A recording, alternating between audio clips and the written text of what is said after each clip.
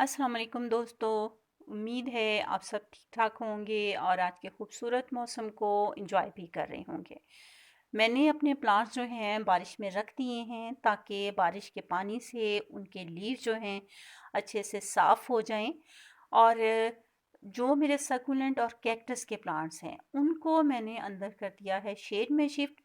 और उसकी वजह ये है कि उनको पानी ज़्यादा नहीं चाहिए और जो प्लांट जो हैं हम मैंने शेड में रखे हुए थे उनको लीफ उनके वॉश करने के लिए बारिश में रख दिया है। और आज मैं आपसे जो अपनी वीडियो में जिस प्लांट के बारे में बात कर रही हूँ वो एस्पेरेगस प्लोमिसिस का प्लांट है। और ये प्लांट जो है और या ये वीडियो जो है मैं हुमैरा के लिए बना रही हूँ। हुमैरा ने मुझसे इसके बारे में कुछ क्वेश्चन किए थे, तो मेरा ये वीडियो आपके लिए है। और ये प्लांट जो है एक सेंसिटिव प्लांट है। इसकी जो है केयर थोड़ी सी ज़्यादा करनी पड़ती है। सबसे पहले तो इसकी सॉइल की बात करें तो कोई भी प्लांट जो है उसको वेल ड्रेन्ड सॉइल चाहिए होती है। कोई सी सॉइल लें, उसमें थोड़ी सी रेत जो है आप ऐड कर लें और बॉटम होल का ख्याल कर लें। तो उस सूरत में आप वो मिट्टी है वो वेल ड्रेन्ड हो जाएगी। उसमें से रेत मिक्स होगी तो पानी नीचे से निकल जाएगा, लेकिन उसके लिए बॉटम होल जो है वो होना भी बहुत ज़रूरी है, क्योंकि अगर होल नहीं होगा तो पानी निकलेगा कैसे। उसके अलावा इस प्लांट को पानी की कमी बेशी का बहुत ख्याल रखना होता है, क्योंकि उस पानी अगर आप इसको ज़्यादा देंगे ओवर वाटरिंग होगी या आपका प्लांट अंडर वाटर होगा, तो दोनों सूरतों में रिज़ल्ट जो है इसके पत्तों के पीले होने की शक्ल में निकलेगा। तो आपने बहुत ध्यान रखना है कि पानी आप इसको मुनासिब दें। इसकी सॉइल जो है जब 1 इंच के करीब ड्राई हो रही हो तो गर्मियों में आप इसको पानी दें, और विंटर में तो एक तो ये कि आप इसको थोड़ा सा शेड में रखें। ये उस वो ठंडा मौसम भी उस तरह बर्दाश्त नहीं कर सकेगा, और पानी भी 3 से 4 दिन के बाद आप इसको पानी दें। लेकिन इस चीज़ का ख्याल ज़रूर रखें कि जब आप इसको पानी देंगी तो इसको आपने पानी डीपली देना है। पानी इसको अच्छे से दें। डीपली पानी देना प्लांट्स के लिए बहुत सही रहता है। मेरे बहुत से प्लांट इस तरीके से ज़ाया हुए शुरू में, जब मुझे इन चीज़ों का नहीं पता था। तो ये है कि मैंने पानी देखा कि इस प्लांट को थोड़ा पानी देना है, थोड़ा सा पानी दिया, ऊपर ऊपर से पानी गया और नीचे तक पहुंचा ही नहीं, तो रूट्स उसकी आहिस्ता आहिस्ता जो है ख़राब होती गई। और मैं इस चीज़ पे परेशान हो रही होती थी कि मेरे प्लांट्स, पानी भी मैंने इनको ज़्यादा नहीं दिया, थोड़ा पानी देना था, फिर भी प्लांट मर गए। तो उसमें प्लांट्स बेचारों की तो कोई गलती नहीं थी, मेरा अपना ही कसूर था। तो पानी आपने इनको शैलो वाटरिंग नहीं करनी, डीपली पानी देना है। जिस तरह हम कहते हैं ना कि बॉटम होल से पानी निकलने लगे, उस तरह पानी देना है। पानी की कमी या ज़्यादती इसके पत्तों को ख़राब कर देगी। आपका प्लांट जो है बदनुमा हो जाएगा और उन लीव्स को आपको कट करना पड़ेगा, क्योंकि उनका कोई हल नहीं निकल सकता। और जिस तरह ओवर वाटरिंग या अंडर वाटरिंग इसके लीव्स को ख़राब करती है, इसी तरह जो डायरेक्ट सनलाइट है या एक्स्ट्रा लाइट जो है वो भी इसके लीफ जो हैं उनको ख़राब कर देगी। पत्ते पीले पड़ जाएंगे, झड़ जाएंगे। तो इसके लिए आपने बेहतरीन जो लोकेशन सेलेक्ट करनी है वो ऐसी है जहाँ पे मीडियम टू ब्राइट लाइट आए।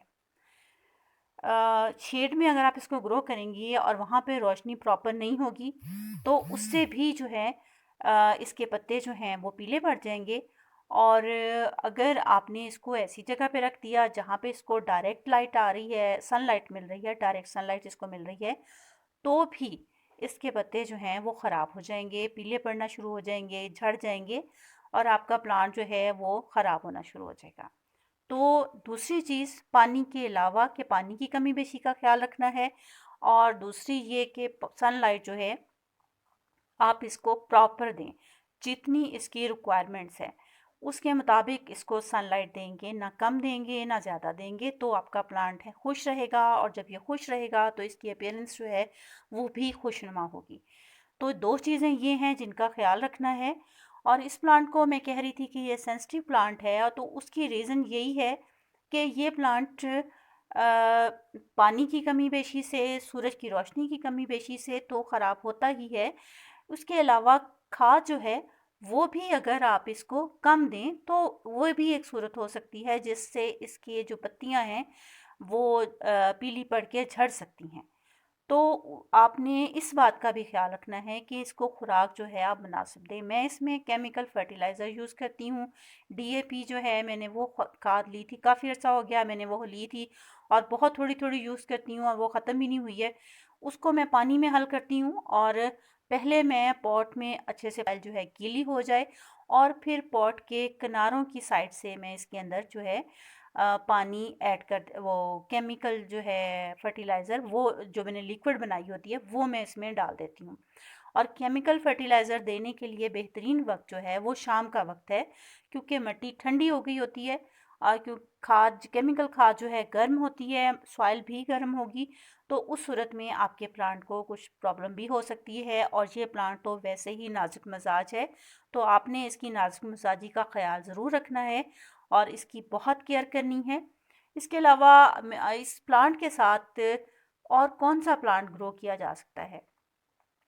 तो इसके लिए इसकी जो शेप है वो थोड़ा-सा एक ऐसी है कि जब आप इसको पॉट में लगाएँ तो इसको बोनसाई पॉट के तौर पे आप बोनसाई प्लांट के तौर पे इसको आप ग्रो कर सकते हैं।